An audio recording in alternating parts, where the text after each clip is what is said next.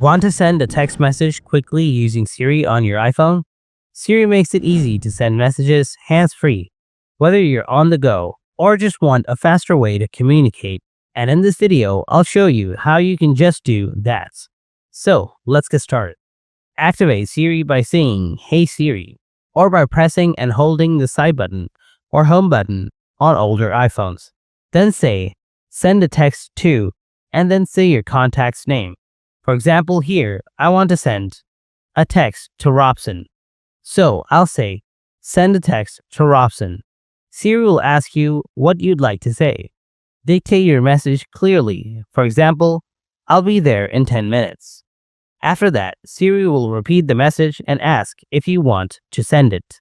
Say "send" to confirm, or cancel if you want to stop. By following these steps, you can send messages effortlessly with Siri. If you have any questions or need further guidance, feel free to ask. And if you want more helpful content like this one, subscribe to the channel. As always, thanks for watching, and I'll catch you in the next one. Take care.